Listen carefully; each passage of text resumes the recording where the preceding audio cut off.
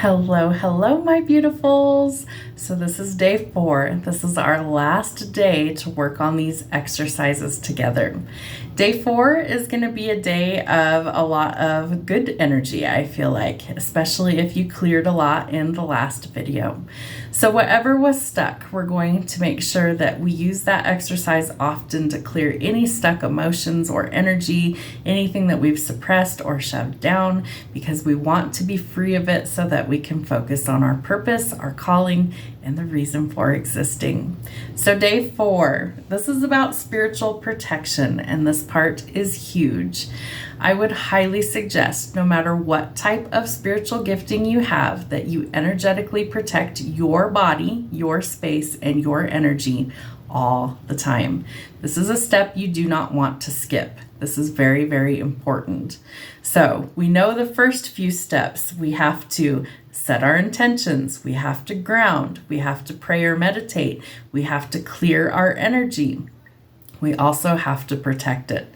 So this is probably the most important part out of all of it, is protecting your energy. We don't want any sort of negative energy to come in. When that doorway is open, it's energy. Negative energy can come in as well as positive. I usually set an intention that I tell my spirit team and my guides that I don't want any sort of negative entity or energy to enter my space while I work. They do a really damn good job of keeping everything out. However, sometimes that can still happen. So I would tell you that you want to make sure that you are protected. Sometimes I say a prayer. Sometimes it's my intention. Sometimes it's crystals that I wear. I sometimes use all of it if I think I need it. Whatever you feel is appropriate for what you're working with, make sure that you set a clear intention that you are to be energetically protected during this time. When you are done, make sure that you close that doorway. So say things like Amen, say things like so mote it be, and so it is. I am ready to close the channel. Whatever you feel is appropriate, use those things at the end so that the energy is closed and you are still protected. That's going to be important for you going forward. So this part is critical. Set your intention for each time that you work in the spiritual realms. Ask for protection from our team, God, guides, angels, ancestors, etc. Ask to be energetically protected as you work across the spiritual plane, and surround yourself in a white light of protection from God energy. Visualize being rooted to Mother Earth by a deep root system. Breath work, minimum of 3 to open the chakras. Light a candle. It invites spirit in. Most of the time, if you guys have ever seen me do lives, I always have a candle burning. It doesn't matter what candle color it is. It's the intention. Spirit, if you think of them in a realm of darkness, sees mediums or psychics as a beam of light, like a lighthouse moving through the darkness. If we light a candle, that's an invitation for spirit to come to connect with us. So set your intentions, do your breath work, do your meditation, set your protection, light a candle. Are we starting to see a pattern with this? I'm giving you the steps so you can open the channel regularly at your leisure. Sometimes it seems like there's a lot of steps, but I promise you it is worth it in the end. So light a candle, it invites spirit in. You can also burn incense or sacred herbs to clear any energy from something that lingers, previous readings or negative energy, etc. The soul's language is intuition. Psychics read energy, past, present, and future. Mediumship is psychic, but it moves to a higher frequency to pick up the signal from source and spirit. So what is the difference? Well, we're all psychic in nature. We have a soul, and that's where we channel or we connect to the energy. So not everybody that has these abilities uses them. Some people don't believe in this stuff, and that's totally okay. We're brought here with free will. But a true psychic is somebody who can see the past, the present, or the future, and that is part of their gifting. Not all of us use that to the best of our ability. So are you tapped in? Are you listening to your intuition? Because your intuition is what is bringing forth the psychic energy. So that's important. Mediumship is psychic, but it moves to a higher frequency to pick up the signal from source and spirit. So think of a radio signal. We have to match the frequency in order to receive the signal or messages. And this is called channeling. It's called a few different things, but channeling I feel like is the easiest to understand. So as a medium, what happens for me is I usually have to go through the steps in order to open my channel, and then I have to be able to receive. And sometimes that's the hardest part for people who have the gift of being a medium, is you have to be open to receive. Sometimes I feel like we don't, what's the best way to put that? We don't always give ourselves credit for being able to be really intuitive or actually be really accurate. So instead of discounting what you're picking up, I think it's really important that you actually don't do that, that you don't dismiss it. You don't think, oh, it's my imagination. What are you picking up intuitively, no matter which way it comes in? Did you hear it? Did you see it? Did you smell it? Did you feel it? How is the energy or the information connecting to you? And whatever your top one is that you feel like is the strongest clair, that is the part that you need to try and focus on. You're welcome to try and develop all of the other aspects, but for most people, they're going to have one or two that are the strongest for them. So pay attention to those. How does your body pick up energy when you start to open this? And while not everybody is a medium, most of us have the ability to tap into those higher realms if we develop them. And that is why I'm holding these courses. So you've got to go through all of the steps in the beginning in order to open up these channels. And then you need to be ready to receive. Remember, we have to set our intention and we must protect our energy during these times that we do this so that no negative energy starts to come in. So mediums must fully surrender to the connection. Are you willing to surrender to the connection? And ultimately, that means that spirit takes over you and they speak through you. Sometimes that freaks people out. They think of possessions. That is not this. This is purely to help people. It is to connect to the higher realms, to speak to God, Source, Spirit, the angels, your spirit team, your guides, your ancestors, in order to achieve some sort of connection and some sort of intelligence that needs to come through. So healing is the energy that you bring in and to bring balance to unbalance. So that is the objective. Healing is the energy that you bring in order to bring balance to unbalance.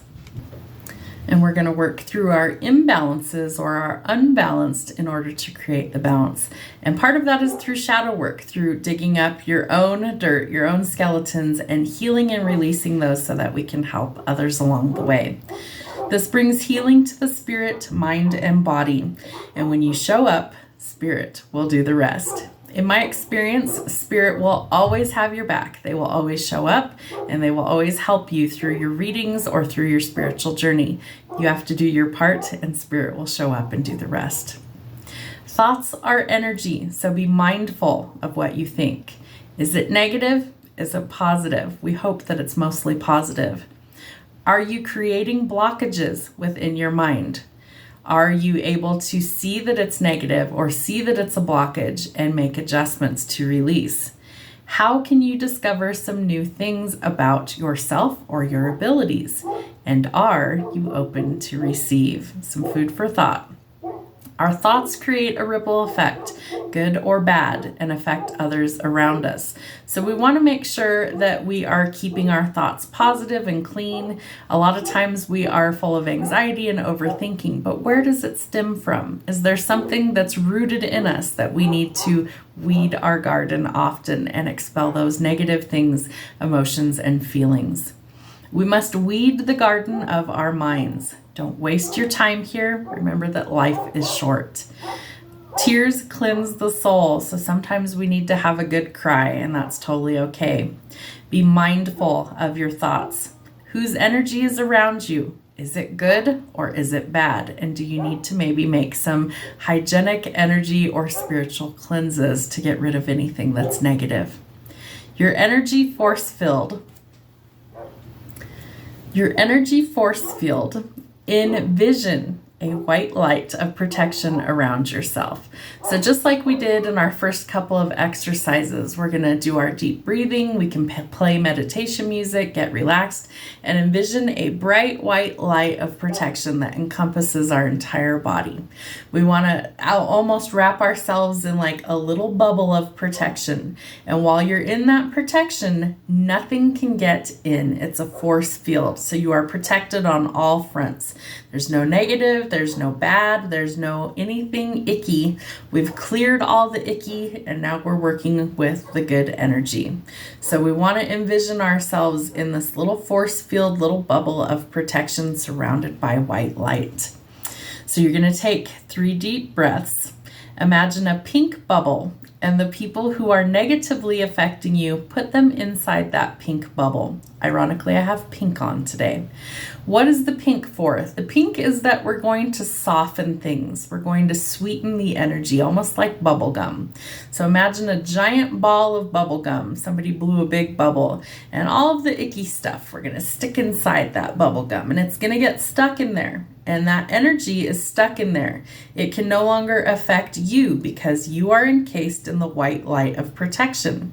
So if they're doing icky things or negative energy, it's stuck inside their own little bubble of pink bubble gum. So it can't affect you anymore. Know that while they are in the pink bubble, they can't harm you. Send them away with love and know that Spirit will take care of you from there.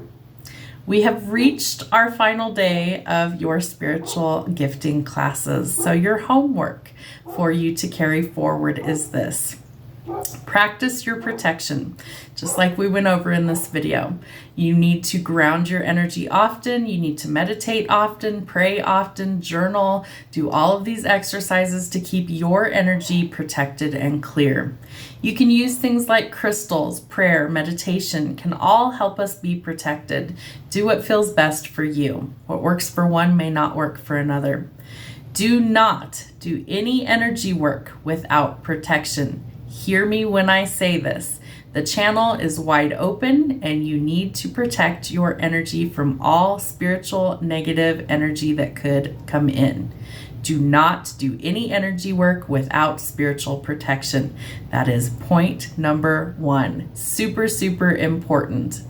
It is an open channel and energy, good or bad, can enter. So do not skip this step. Always ask your team for protection no matter what you are working on. Never leave home without it. Get acquainted with your team. Do your guides have names? Did you find that out? Was that something that you learned in day 2 of your journey? Did you meet your guides? Are there still more that you would like to know?